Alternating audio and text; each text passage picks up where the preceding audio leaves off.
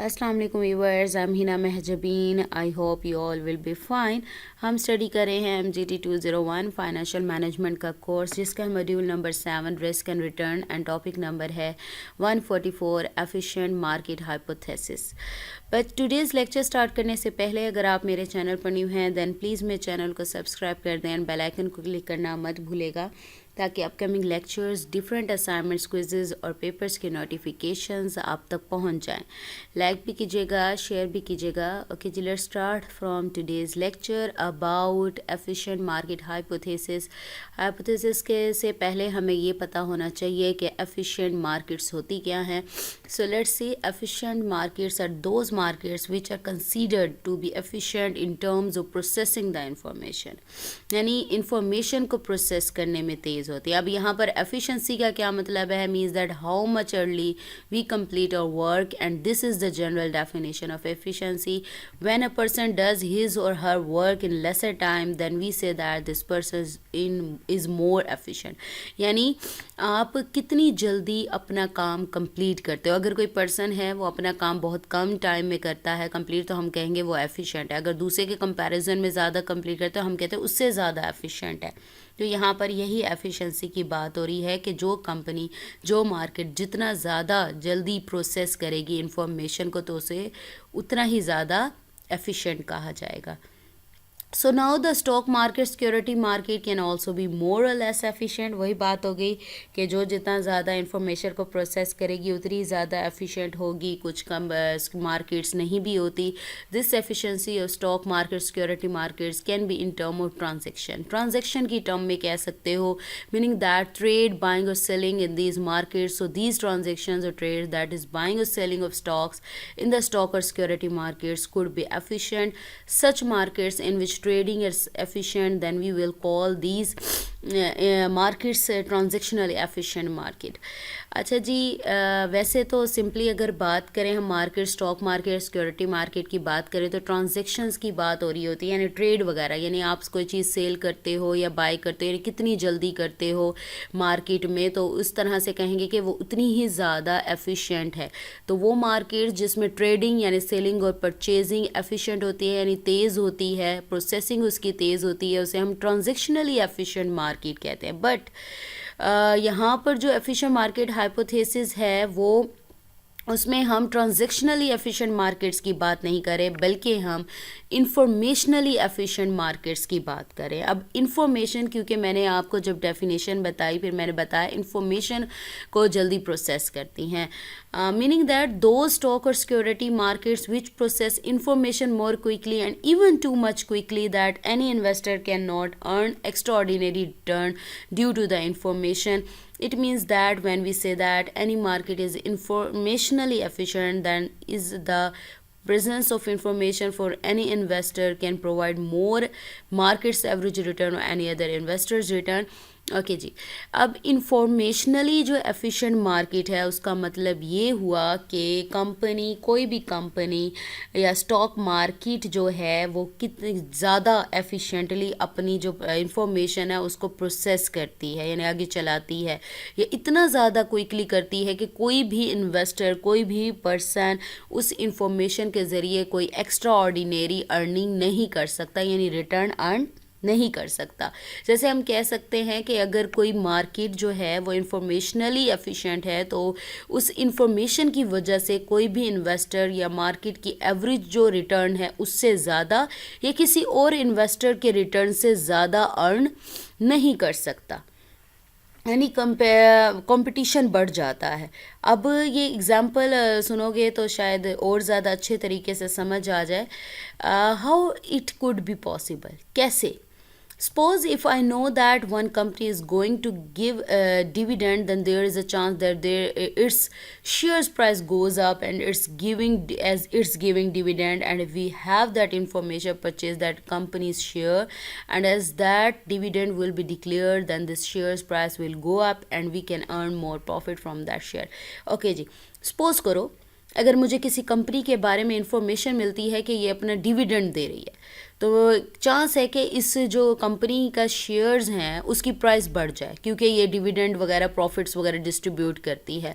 और अगर हम ये करें, ये इंफॉर्मेशन जो है हमारे पास है कि ना मतलब ये कंपनी डिविडेंड देने वाली है, तो हम क्या करेंगे कि इस कंपनी के शेयर्स को परचेज कर लेंगे, क्योंकि ये डिविडेंड डिक्लेयर जैसे ही होगा मुझे पता है कि इस शेयर की जो प्राइस है वो जल्दी से बढ़ जाएगी और इससे मैं और ज़्यादा प्रॉफिट अर्न कर सकती हूँ।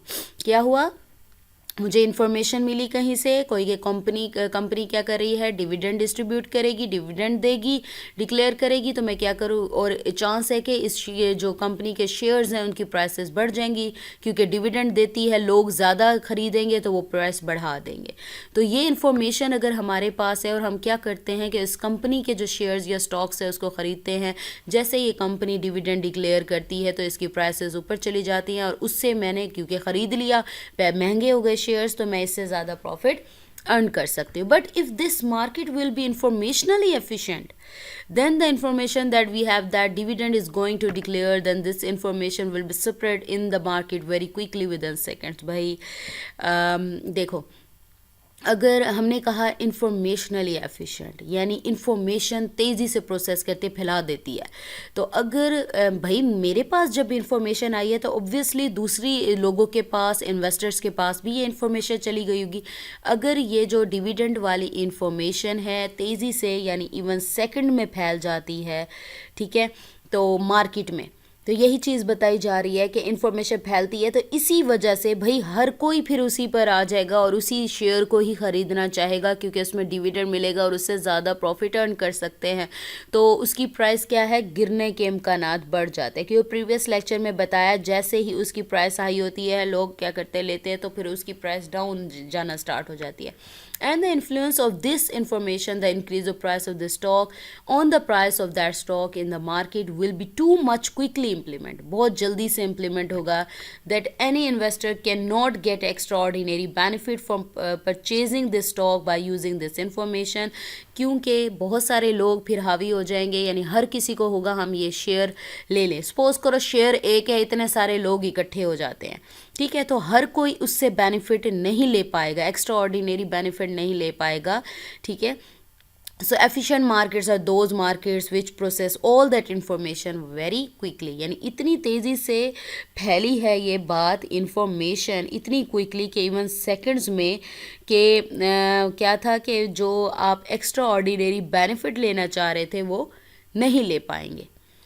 So types of information, we define information in two categories. First one is publicly available information. अब publicly available information का क्या मतलब है, meaning that such information which any investor or person can access very easily, like information published in newspaper or in print media or electronic media or available on websites, and there is no restriction as such information is called the publicly available information। यानी वो information जो कि आपको publicly का मतलब है free, यानी आपको हर किसी को एक्सेस होती है उस इंफॉर्मेशन, यानी आप न्यूज़पेपर में छपी हुई न्यूज़, क्योंकि न्यूज़पेपर फ्री अवेलेबल है, सब देख सकते हैं, इलेक्ट्रॉनिक और प्रिंट मीडिया पर जो इंफॉर्मेशन अवेलेबल होती है, वेबसाइट्स पर जो गिवन होती है, इस तरह की इंफॉर्मेशन जो सब एक्सेस कर सकते हैं उसे हम क्या कहते हैं, publicly available information. Second type जो होती है वो होती है inside information, and such information which is not available to everyone or everyone cannot access that information, but only a small number of people know this। अब inside information क्या होगी, वो इन्फॉर्मेशन जैसे पब्लिकली की बात की कि वो जनरल पब्लिक को अवेलेबल होती है, यानी सब उसको एक्सेस कर सकते हैं, लेकिन जो इनसाइड यानी अंदर की जो इन्फॉर्मेशन होती है वो सिर्फ कुछ लोगों को पता होती है, जो अथोराइज कह लो या उस कंपनी का पार्ट होते हैं या उस मार्केट का पार्ट होते हैं या उस एरिया का पार्ट होते हैं, तो ओनली वही लोग इसको एक्सेस कर सकते हैं। जैसे मैंने अभी ऊपर बात की कि फैल जाती है इन्फॉर्मेशन, जिसकी वजह से जो एक्स्ट्रा ऑर्डिनरी जो रिटर्न है वो प्रॉफिट है अर्न नहीं किया जा सकता, तो अंदर की बात है सिर्फ वो स्पेसिफिक लोगों को ही पता होगी, तो वो इन्फॉर्मेशन ज़्यादा नहीं फैलेगी।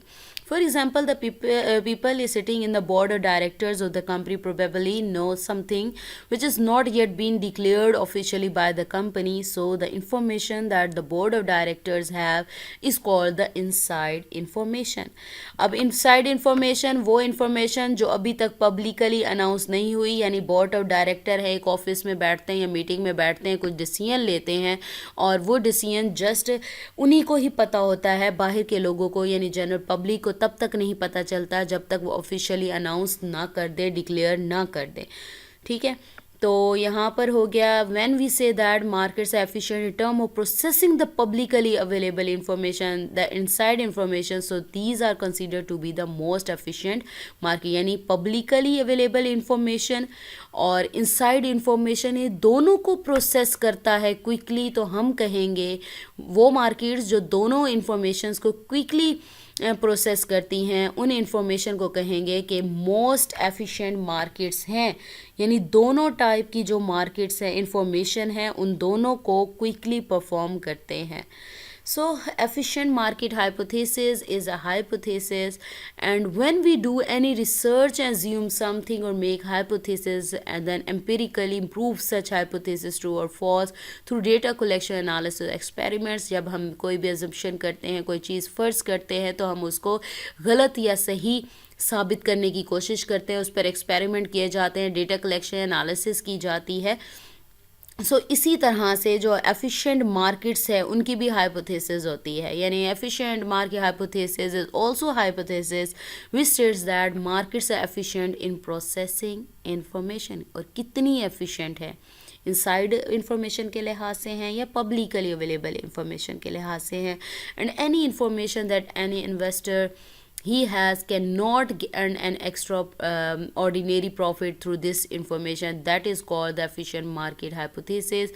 यानी वो इंफॉर्मेशन, कोई भी इंफॉर्मेशन जिससे जो इन्वेस्टर है या कोई पर्सन है उस इंफॉर्मेशन के थ्रू कोई एक्स्ट्रा ऑर्डिनरी जो है प्रॉफिट अर्न ना कर सके। जैसे मैंने इनसाइड इंफॉर्मेशन की बात की कि वो उन्हीं तक महदूद रहती है जो ऑथोराइज पीपल होते हैं या बोर्ड ऑफ डायरेक्टर्स होते हैं, और बाहर नहीं निकलती, यानी जब तक वो डिक्लेयर नहीं करते, प्रोसेसिंग होते, तो उसे कहते हैं efficient market hypothesis. There are 3 levels or forms of efficient market hypothesis on which we see that this hypothesis is applicable, कि किस तरह से एप्लीकेबल है, कि कहाँ यूज़ हो सकता है ये हाइपोथेसिस। तो इसके 3 levels हैं। First level is weak form. The weak form of efficient market hypothesis states that the past data, यानी पास्ट ट्रेंड्स जो होते हैं हमारे, the data which is there in the trends in the past analysis, meaning that all we have today and have been happen in the past, or those prices which have been changed from today, or those trends which have been made in the past which the technical analysts use in their analysis and decision making। यानी वो trends जो past में थे, यानी आज से कुछ time पहले जो इम्प्लीमेंट हुए थे, वो टेक्निकल जो एनालिस्ट हैं वो अपनी एनालिसिस और डिसीजन मेकिंग में उन्हें यूज़ करते हैं। Weak form of efficient hypothesis says that all that past information is reflected in the current market price. यानी वो जो इंफॉर्मेशन है वो आपकी जो करंट मार्केट प्राइस है उसमें रिफ्लेक्ट होती है, यानी वो जो ट्रेंड्स हैं उनको यूज़ किया जा सकता है एनालिसिस के लिए। So anybody who is analysing the trends, the past data और past information can not make extraordinary profit in the stock, so this is the weak form. यानी वो बंदा या एनीबडी या एनालिस्ट जो अपने जो ट्रेंड्स हैं, पास्ट ट्रेंड्स हैं, उनको एनालाइज कर रहा है, तो पास्ट डेटा इंफॉर्मेशन से वो एक्स्ट्रा प्रॉफिट अर्न नहीं कर सकता, क्योंकि वेरिएशन होती है, चेंजेस होती रहती हैं। तो इसको हम कहते हैं weak form of efficient market hypothesis. Next level is semi strong form of efficient market hypothesis in which there is not only negation of the information in the past, ना सिर्फ आप इसको negate करते हो, यानी इसकी information past information यूज़ नहीं करते, बल्कि वो information जो आपके पास access होती है, किसी को ये publicly available information है, उससे भी benefit नहीं ले सकते। It means that anybody who is analyzing the past trends or has collected the publicly available information cannot earn extra ordinary profit. यानी वो आदमी, वो एनालिस्ट जो एनालिसिस कर रहा है पास्ट ट्रेंड्स का या फिर डेटा कलेक्ट करता है, कलेक्टिव पब्लिकली अवेलेबल इंफॉर्मेशन से। जब पब्लिकली भाई सबको पता है, तो आप वो बात हो ना जो छुपी हुई हो, तो जिससे आप ही फ़ायदा ले सको। जब पब्लिकली अवेलेबल है हर चीज़, इंफॉर्मेशन है, पब्लिक में पता है, इतने सारे लोग, पूरे लोगों को पता है, तो सब के सब लोग ही उसमें इन्वेस्ट करेंगे। ठीक है, तो आप इससे क्या है, अर्निंग नहीं कर सकते। सो somebody who says that I am a fundamental analyst and I have got Okay, Ji, I have got a lot of information about the stock market and I can get extra returns. The semi-strong form actually negates that. यानी ये इसके खिलाफ है कि आप एक fundamental analyst है और आपको इन्फॉर्मेशन मिल गई है स्टॉक मार्केट के बारे में तो आप और एक्स्ट्रा रिटर्न अर्न कर सकते हो, तो ऐसा कुछ नहीं होता, ठीक है। तो नेक्स्ट हमारे पास जो है लास्ट लेवल जो कि थर्ड लेवल है एफिशिएंट मार्केट हाइपोथेसिस का, वो है हमारे पास strong form which negates the third form of information that we call inside information. It states that anybody who has got a past data, who has got the publicly available data, and even if the person has got inside the data, still would not be able to make extraordinary profit. यानी पहले तो हम बात कर रहे थे कि publicly available है, यानी आपके पास, तो आप उसमें प्रॉफिट अर्न नहीं कर सकते, ठीक है। अगर पास्ट डेटा आपने कलेक्ट किया है या फिर पब्लिकली कलेक्ट किया है इन्फॉर्मेशन, तो उससे एक्स्ट्रा ऑर्डिनरी आप अर्निंग नहीं कर सकते। लेकिन स्ट्रॉन्ग जो फॉर्म है वो तीनों फॉर्म्स को, यानी पास्ट डेटा हो जाए या पब्लिकली अवेलेबल इंफॉर्मेशन हो जाए या फिर अब इनसाइड इंफॉर्मेशन से भी आप जो है एक्स्ट्रा अर्निंग यानी प्रॉफिट रिटर्न या अर्न नहीं कर सकते, because all this information reflected in the current market price, क्योंकि करंट मार्केट प्राइस में यूज़ हो रही है. So we can conclude our discussion that researchers have proved this thing to be the extent that weak form of efficient market hypothesis is correct to more extent that is past trends are reflected in the current market price. यानी काफ़ी हद तक ठीक है ये बात कि current market price है तो आप पास्ट जो है ट्रेंड्स उसकी एनालिसिस करते हो तो पास डेटा भी तो कलेक्ट करते हो ना, ठीक है। उसी कलेक्शन की बेस पे आप कह सकते हो कि ये क्या है मार्केट प्राइस को रिफ्लेक्ट करता है. And there is also sufficient evidence that semi strong form of efficient market hypothesis also true, meaning that publicly available information which can be related to companies' growth, contracts or agreements or printed in the annual reports also cannot generally give us extraordinary information. यानी हमें कोई extraordinary information नहीं मिलती publicly, क्योंकि कुछ inside information भी होती है जो तब तक नहीं पता चलती जब तक officially announce नहीं होती. But there is very little evidence in the favor of strong form or level of efficient market hypothesis. The inside information cannot give us extraordinary information. लेकिन जो कम evidence है वो है strong form के लिए, क्योंकि extraordinary information provide नहीं करती inside information, क्योंकि public से भी हमें collect करनी पड़ती है. Usually it has been seen that the people having inside information can earn more return as compared to the normal investor. Normally अगर देखी जाए कि भाई अंदर के लोग हैं, आप लोगों ने सुना होगा जॉब्स के बारे में कि अंदर अंदर लोग ही एक दूसरे को मतलब अपनों को ही दे देते हैं जॉब. इसी तरह से इनसाइड जो इन्फॉर्मेशन है उससे ज़्यादा रिटर्न कमाया जा सकता है, क्योंकि वो पब्लिक तक बात नहीं पहुँचती. जैसे ही पब्लिक तक पहुँची यानी तो आप इस तरह से ले सकते हो इसको व्यू में कि आपके सब लोगों को पता चल जाए तो सब के सब वही स्टॉक या शेयर ख़रीदने पर आएंगे, क्योंकि वो ज़्यादा प्रॉफिट दे सकता है उन्हें. So we have completed our today's lecture here. मुझे अपनी दुआ में याद रखिएगा, अपना ख्याल रखिएगा. Take care. अल्लाह हाफिज़.